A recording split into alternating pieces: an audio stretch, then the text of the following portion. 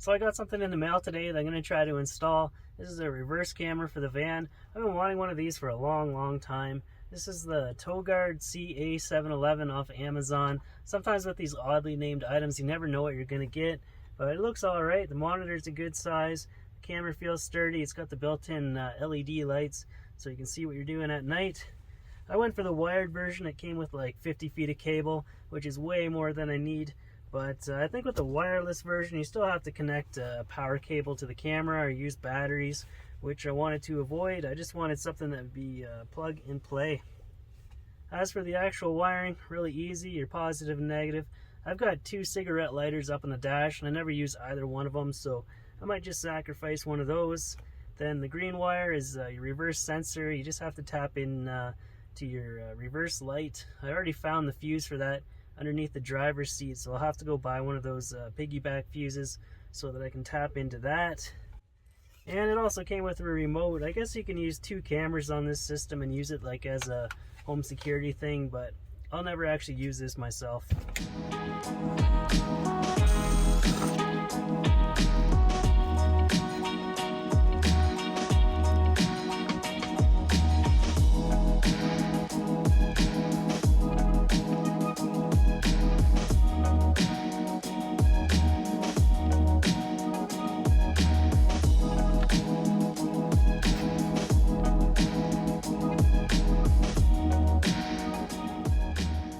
So yesterday I finished up the camera install. It's working good. I can finally stop running over little kids all the time.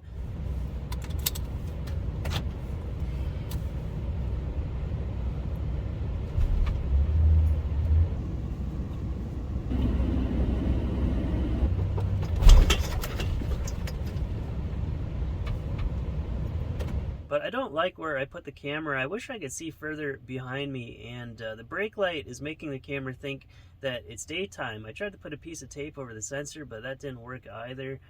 So yeah, the lights don't turn on and I can't see what I'm doing at night. And I thought they were like actual lights, like a flashlight, but it's infrared, so you can't see it. But the only other place that I can see to mount the camera is underneath the bumper beside the trailer hitch. If I want to put it above the license plate, then I'll have to totally redo the wiring, and I don't feel like doing that right now. But I think I'll actually be able to use the remote when I'm sitting back here and the curtains are closed. I can just switch on the screen and see if there's anything sketchy happening behind me.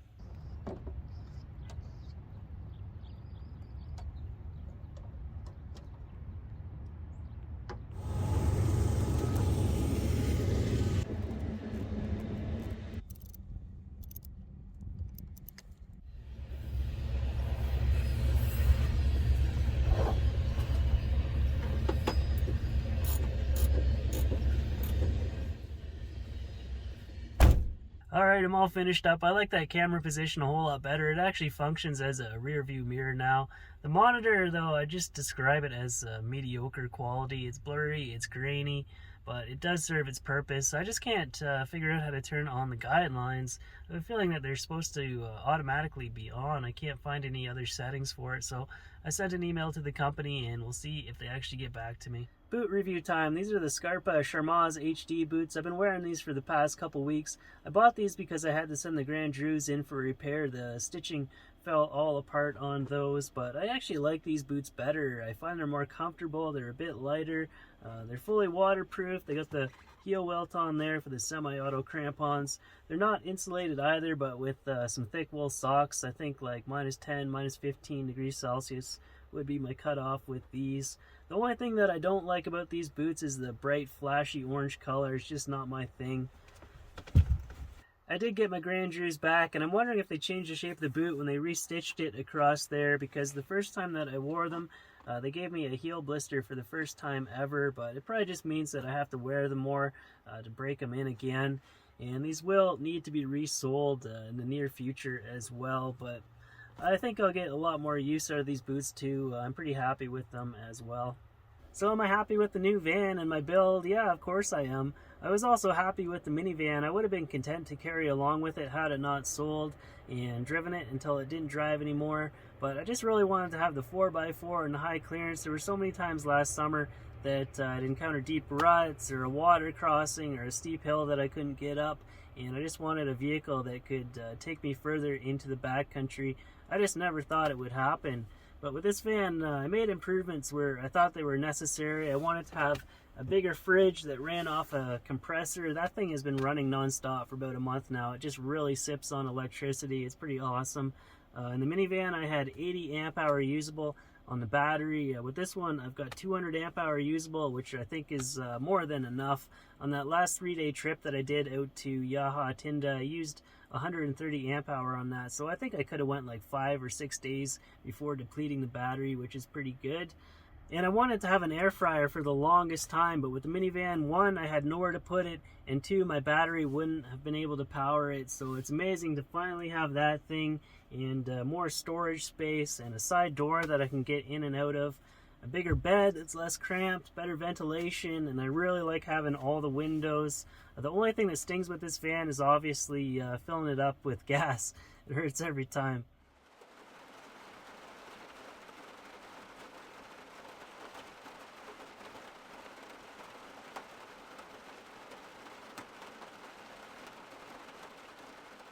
Well, this is turning into a talking head episode. I was planning on going for a hike today to wrap up this video, but the weather is not agreeing with my plans, and the forecast is all rain for the next couple days. I wish I could have went yesterday when the weather was good, but I've just been feeling off kilter lately. I think what happened was a couple days ago I poisoned myself with my breakfast. I normally have yogurt and this store-bought granola, which I think is just way too heavily loaded up with sugar. And right after I ate it, it just hit me. I knew something was wrong, and I've just been feeling like really low energy and achy and foggy ever since. I think overall my diet is pretty healthy. It's just my breakfast is a weak point where I'm getting too much sugar, and I've tried to change it up since then with other things like oatmeal or avocado, eggs, and fruit, stuff with less sugar in it. But I really do like granola for breakfast. I've tried to make my own in the past in the crock pot with mixed results. I think the problem with that was the heating element was only around the outside, so it was hard to get a consistent cook. But I'm going to try again with the air fryer. I think I should have better results with that. So I've got maple syrup, peanut butter, the oats, pecans, cashews, and almonds. So I'm going to mix all this up and give it a shot.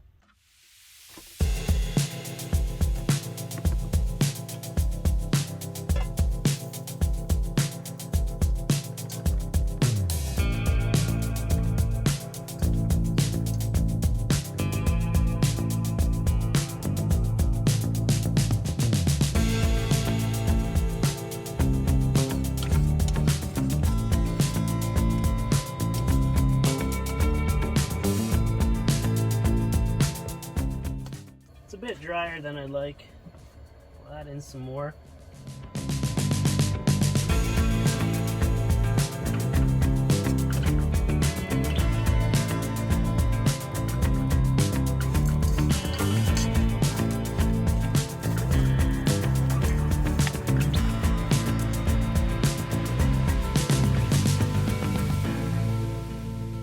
I'm gonna give it a spray of oil for good luck.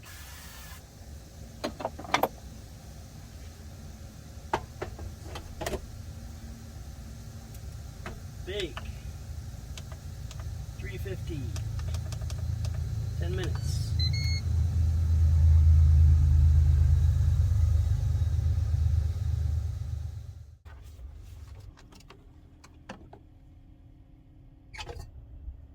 I'm gonna let this cool off for like a half hour or longer before I start trying to take it out. Okay, let's see what we got.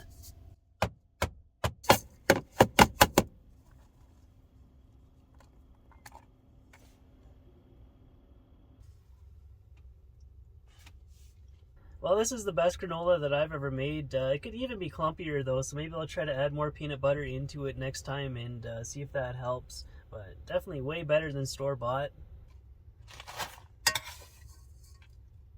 Well, just an episode inside the van until I can get out hiking again.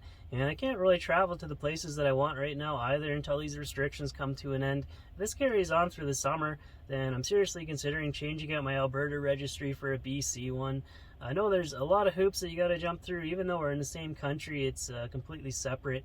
But from what I saw out there last summer, I think it'd be worth it.